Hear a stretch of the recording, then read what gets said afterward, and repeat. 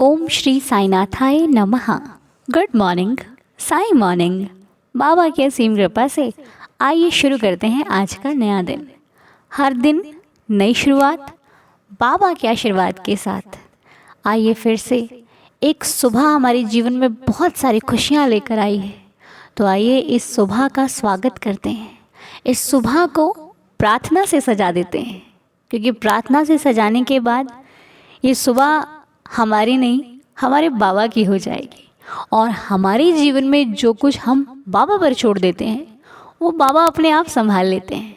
और ये दिल कहता है अब तुझे चिंता करने की कोई ज़रूरत नहीं है, अब वो तेरे साथ है जिसके साथ देने से फिर किसी और साथ की आवश्यकता पड़ती ही नहीं है। क्योंकि जिस दिन उन्होंने हाथ थाम लिया फिर कोई साथ दे ना दे हमें मतलब नहीं है, क्योंकि हमें जिससे मतलब है वो मेरे साथ है, बाकी वो अपने आप सब संभाल लेंगे। तो आशा करती हूँ कि आप लोग स्वस्थ और मस्त होंगे। तो आइए मिलकर शुरू करते हैं आज का ये नया दिन। हमें कुछ मालूम नहीं है कि आज हम क्या करेंगे, कैसे करेंगे, किस प्रकार करेंगे, कितना करेंगे, कहाँ जाएंगे, कहाँ नहीं जाएंगे, कैसा होगा आने वाला पल, हमें कुछ मालूम नहीं है। हम तो प्रार्थना करने बैठे हैं कि प्रभु एक एक पल हर घड़ी आपका नाम स्मरण करते रहना है, उस कृपा को पाते रहना है जिसे पाने से हमारा जीवन खुशियों में बदलता है। लेकिन ये मेरी मर्ज़ी से होने वाला कुछ नहीं है, ये सब आपकी मर्ज़ी से होगा।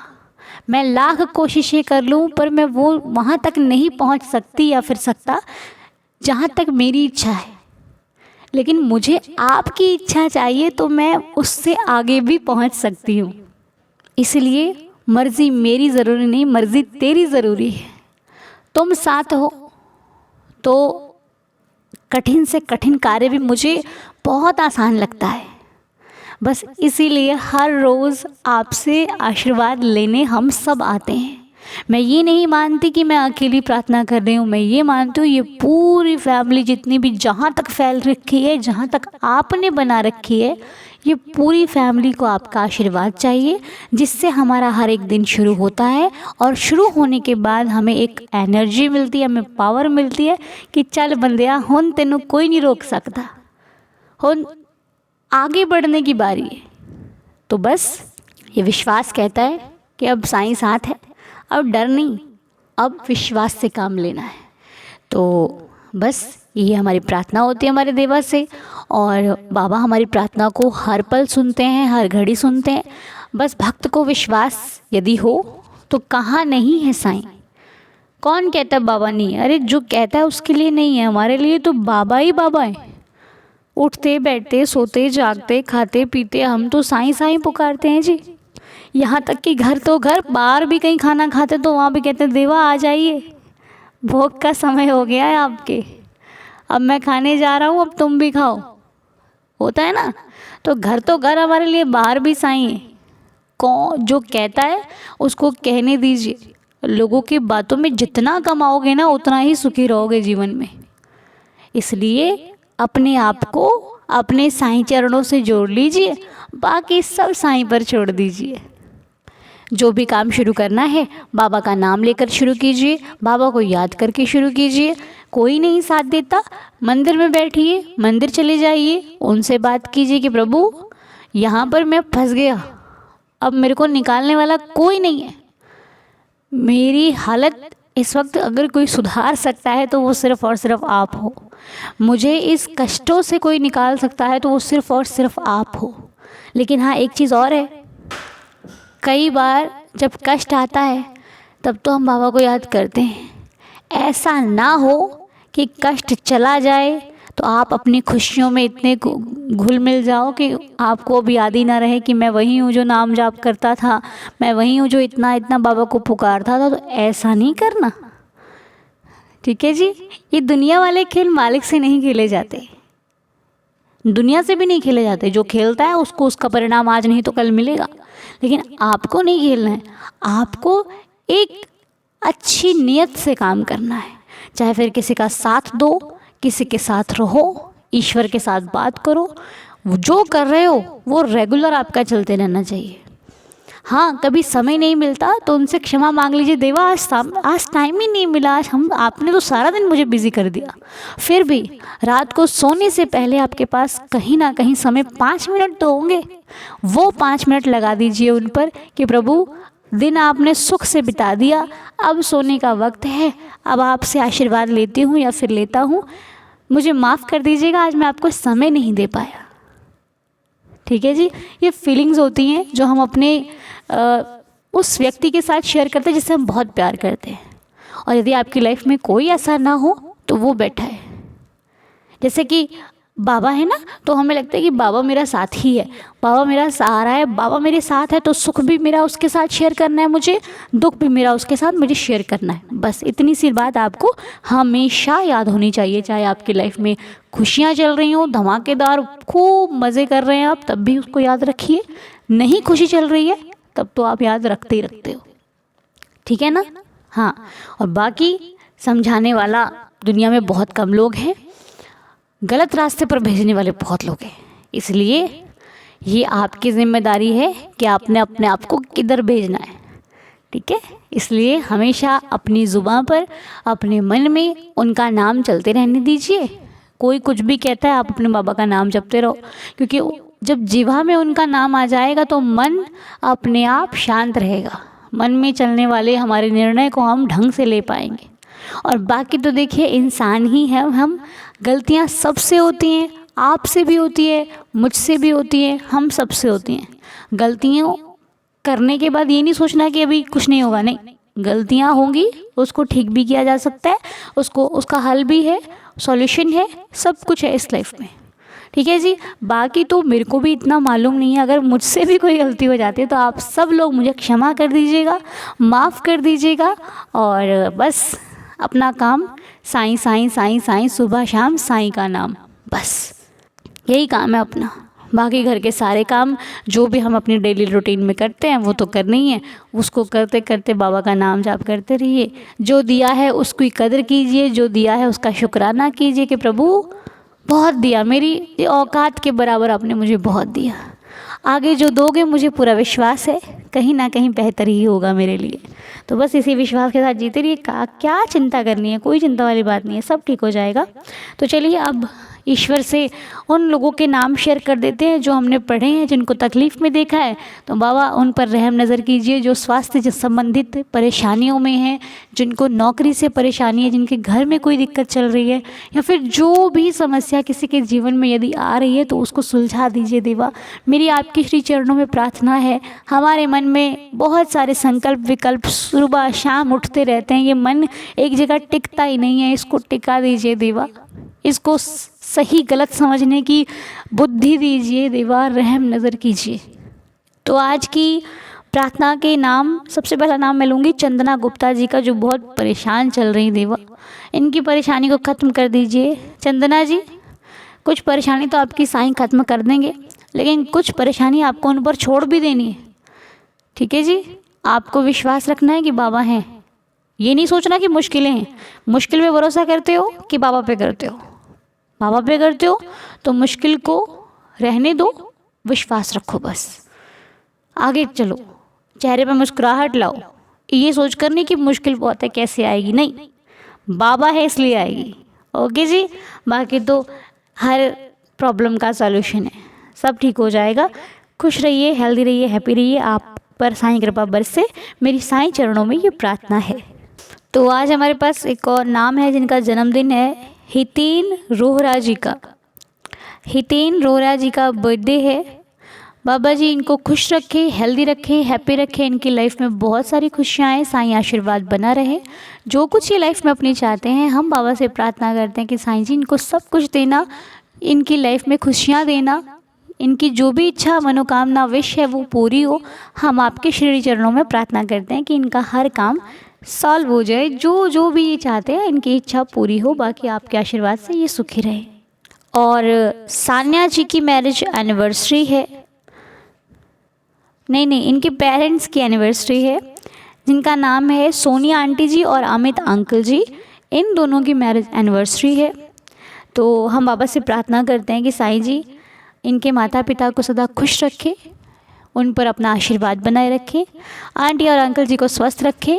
आपकी इच्छा से उनके जीवन का हर पल खुशियों में रहे, वो स्वस्थ रहें, उन पर और उनके परिवार पर आपकी कृपा रहे। देवा रहम नज़र करना, उनको सदा सुख में रखना, जो भी इच्छा मनोकामना उनकी वो सदैव पूरी हो, मेरी मेरे बाबा से ये प्रार्थना है।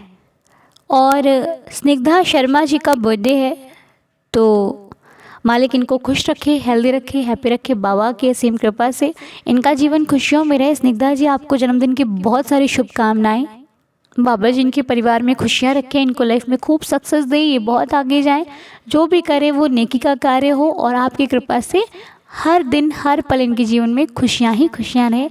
हम बाबा के चरणों में बैठकर यही प्रार्थना करते हैं।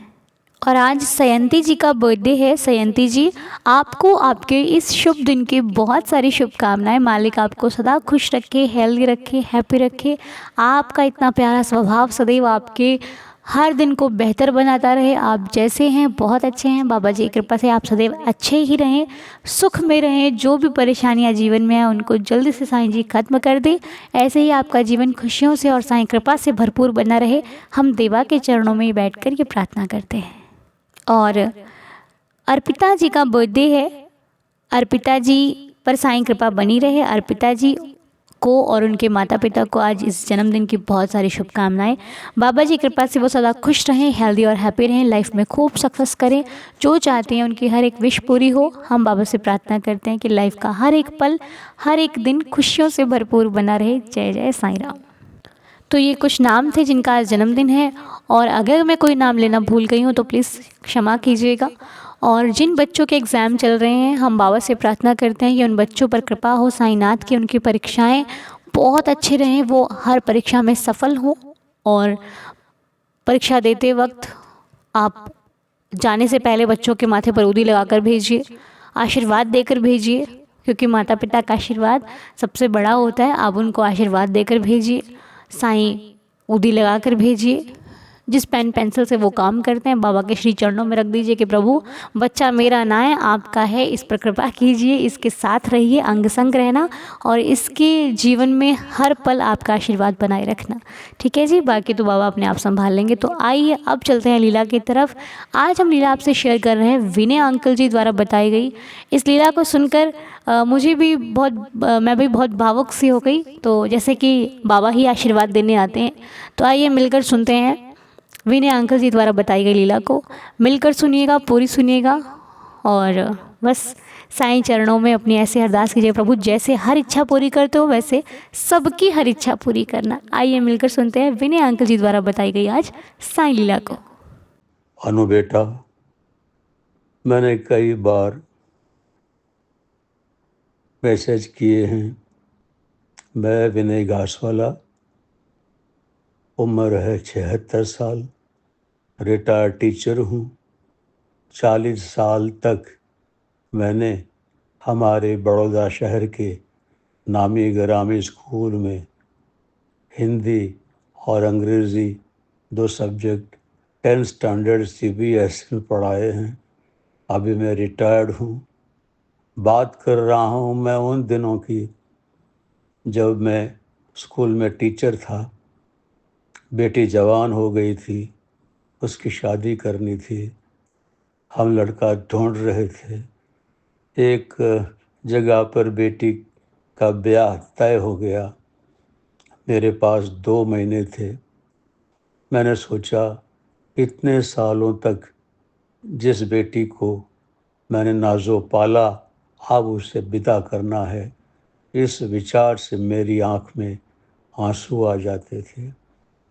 लेकिन मेरी बदकिस्मती कहो या मेरी ज़िंदगी में आने वाले अवरोध कहो, मेरे पास फाइनेंशियल कंडीशन जो थी वो बहुत ही कमज़ोर थी। दिन गुज़रते जा रहे थे। मेरी पत्नी मुझे कहती, आप बैठे क्यों रहे हैं? बेटी की शादी तय हो गई है, बहुत सारे काम हैं, कैसे होगा? कहाँ से पैसे आएंगे? कुछ तो कीजिए। मैंने उसे बताया कि देखिए, मुझे मेरे बाबा पर विश्वास है। ये शादी उनकी बेटी की शादी है, मेरी बेटी की नहीं। सब कुछ वो संभाल लेंगे। मैंने उन पर छोड़ दिया और मैं थोड़े दिनों के बाद शिरडी पहुंच गया। बाबा के चरणों में बैठकर रोकर मैंने बाबा से इल्तिजा की, मालिक, बेटी की शादी है, मेरी जेब खाली है, मेरे पास कुछ भी नहीं है, कुछ भी नहीं है, क्या करूँगा मैं? आप आपकी शादी करा दीजिएगा और समाज में मेरी लाज रखना बाबा। मैं ये कहकर वापस लौट आया। मित्रों से बात की, दोस्तों से मुलाकात की और ख़ास करके फिल्म इंडस्ट्री के नामी गिरामी प्लेबैक सिंगर मन्ना उदास जी, जो मेरे बड़े भाई के समान हैं। और मैं एक कवि हूँ, गज़लें लिखता हूँ गुजराती में, हिंदी में। उन्होंने मेरी आज तक 10 गज़लें गाई हैं। उनके साथ मेरा पारिवारिक संबंध है। मैंने उनसे बात की कि बाबा, बेटी की शादी है और जेब खाली है। उन्होंने कहा, चिंता मत करो, ऐसा होगा तो बड़ौदे में हम एक गज़ल संध्या करेंगे और बेटी की शादी का खर्चा निकाल लेंगे। मुझे थोड़ी सांत्वना मिली। यहाँ के एक बैंक में गया, मैंने मैनेजर से बात की। कोई पहचान नहीं थी, कुछ भी नहीं था। जाकर मैंने इतना कहा कि मेरी बेटी की शादी है और मुझे लोन चाहिए। आपको मालूम होगा कि लोन लेने के लिए कितने सारे पापड़ बेलने पड़ते हैं, तब कहीं जाकर लोन मिलती है। लेकिन उस भले आदमी के मन में बाबा ने प्रवेश किया। उसने कहा कि मैं 1 लाख का लोन आपको दे सकता हूँ। मेरे पास कोई भी सबूत नहीं मांगा, दस्तावेज़ नहीं मांगा। एक फॉर्म भरा मैंने, उसने स्टैंप लगाया और कहा कि आपका 1 लाख का लोन मंजूर किया है, जाइए पैसे ले लीजिए। मैं बहुत ही अचरज में पड़ गया और ये बाबा की लीला नहीं तो और क्या है। दोस्तों से पैसे मिले और अनु बेटा, तुम नहीं मानोगी, लेकिन बेटी की शादी इतनी अच्छी तरह से हुई। मनर जी बम्बई से आए, वो तो गायक है, बाबा के परम भक्त हैं, बाबा के भजन गाते हैं। उनको मिलने के लिए हमारे शहर के जो चैनल वाले हैं वो सब आए थे। उन उनसे मुलाकात की, इंटरव्यू लिया, बताया कि मैं विनय भाई की बेटी की शादी में आया हूँ। और आप नहीं मानोगी, जब शादी चल रही थी तब बड़ौदा शहर में घर घर में उस चैनल पर हमारी बेटी की शादी को दिखाया जा रहा था। बेटा, जब ये शादी मुकम्मल हो गई, बेटी को विदा किया, उसके बाद जब मैं अकेला पड़ा तब मैं बहुत रोया, मालिक के सामने बैठ कर रोया। बाबा, तू ना होता तो कुछ भी ना होता, तू है तो मैं हूँ, वरना मेरी कोई हैसियत नहीं है। और मैं करीबन 50-60 साल से बाबा का भक्त हूँ। मैं खुद बाबा के भजन लिखता हूँ, खुद कंपोज करता हूँ और खुद गाता हूँ। दूसरी बात यह है कि जब मैं पहली बार शिरडी गया, उस वक्त मैं अकेला गया था। और आपको पता होगा कि वहाँ पर जो लोग अकेले जाते हैं उनको रहने के लिए कमरा नहीं मिलता है। मैंने गुजारिश की कि मुझे कमरा दीजिए प्लीज़, मैं बाहर नहीं रह सकता।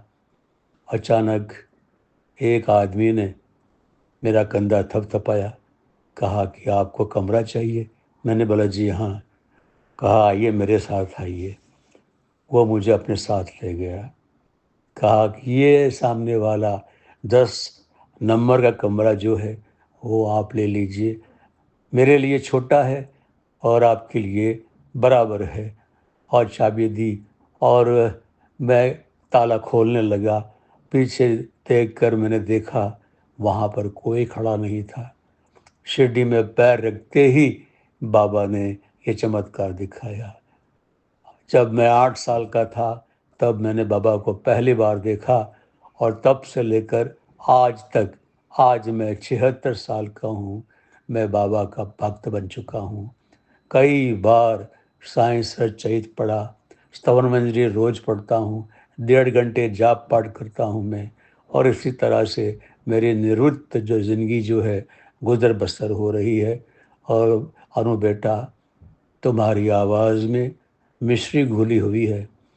बाबा ने तुम्हें आवाज़ दी है, बहुत ही सुंदर, बड़े सहज तरीके से तुम अपनी बात रखती हो, लोगों को समझाती हो, और मैं ये महसूस करता हूँ कि ये तुम नहीं बोल रही हो, तुम्हारे में रहकर बाबा बोल रहे हैं।